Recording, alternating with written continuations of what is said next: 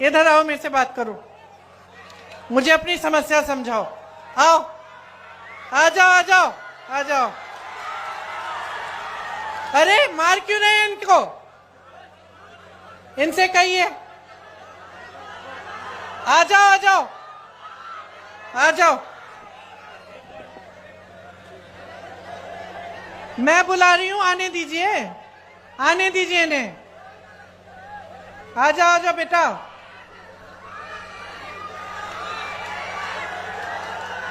आ जाओ, शाबाश। आओ, ऊपर आओ। उसको पकड़ो मत। अरे कुछ नहीं, आने। इधर आओ। नाम क्या है तुम्हारे? आसिफ खान।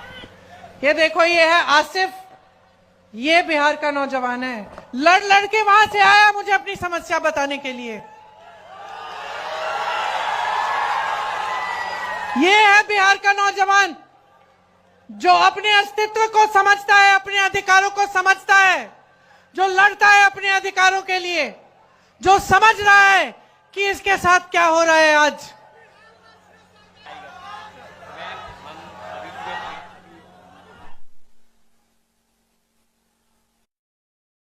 सुनिए, ये क्या बता रहे हैं मुझे कि इनके भाई ने नीट का एग्जाम दिया और उनके जैसे जो अभी एसएससी का एग्जाम, एसएससी का एग्जाम हुआ, उन्होंने काफी नौजवानों ने वो एग्जाम दिया और ये मुझे बता रहे हैं कि जिस तरह से रिजल्ट आ रहे हैं उससे दिख रहा है कि फिर से पेपर लीक हुआ है।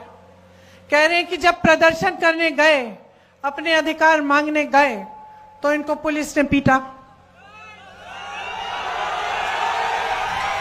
कि प्रशासन ने दबाने की कोशिश की। जैसे यहां पे जब अपनी बात करने लगे तो आपने इनको रोका। पुलिस वाले मेरे साथी हैं। आपकी गलती नहीं है, आपकी गलती नहीं है, आप अपनी ड्यूटी कर रहे हैं। आपको बताया गया है कि आपकी ड्यूटी जनता की आवाज को दबाना है, ये बताया गया है। क्योंकि आपकी सरकार है, वो ऐसी सरकार है जो जनता की आवाज सुनना नहीं चाहती है। मैं आपको एक बात बताना चाहती हूं, मेरे बचपन की बात है। मेरे पिताजी प्रधानमंत्री थे, मैं उनके साथ अमेठी गई। अमेठी उनका संसदीय क्षेत्र था। बैठ जाइए आप। मैं उनके साथ अमेठी गई, छोटी सी थी, 10-12 साल की थी, पीछे पीछे चलती थी। हम एक गांव में गए और मैं अपने पिता से डरती थी क्योंकि मेरे पिताजी वो मतलब नियम के आधार पे चलते थे। हम कुछ गलत वलत करते तो खूब डांट खाते थे। पिताजी गांव के अंदर गए, मैं पीछे पीछे गई और एक महिला बड़ी जोर से उनको डांटने लग गई। मैं डर गई। मैंने सोचा ये महिला कैसे डांट रही है मेरे पिताजी को। अब आप सोचिए, मेरे पिताजी प्रधानमंत्री थे, गांव के अंदर गए, गांव की महिला ने उनको खूब डांटा कस के। क्यों? क्योंकि भैया तुम 7 महीने पहले आए थे, तुमने हमें कहा था कि यहां पे नल लगवाओगे। 7 महीने निकल गए हैं, तुम हमारे सांसद हो, तुम प्रधानमंत्री हो, अभी तक तुमने नल नहीं लगवाया। डांटा उन्होंने।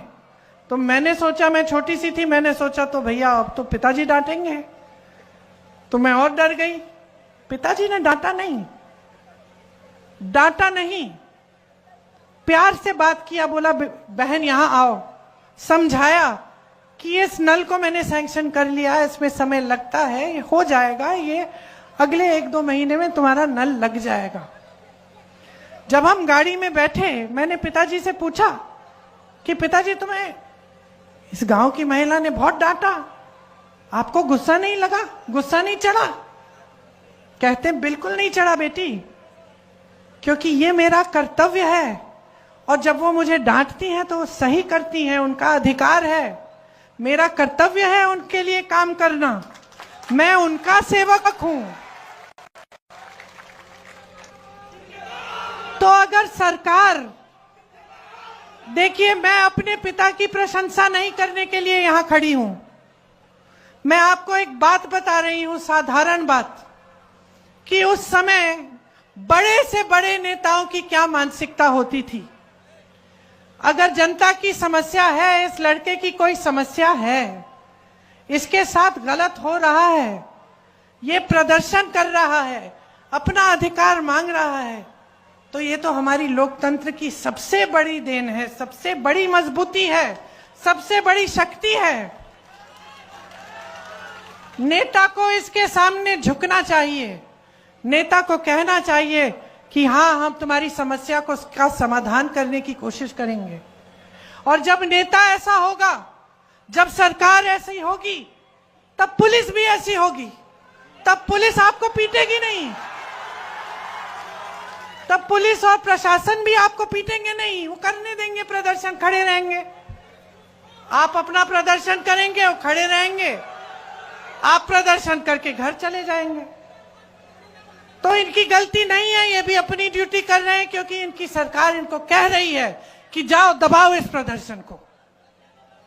तो समझ लीजिए कि बदलाव आपको हर स्तर पर चाहिए, आपको हर स्तर पर लाना है।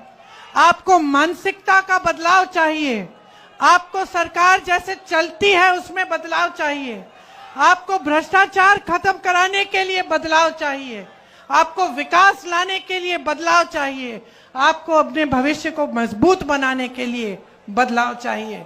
बदलाव लाइए, आपके हाथों में है, आपके ही हाथों में है। बिहार को शक्ति दीजिए।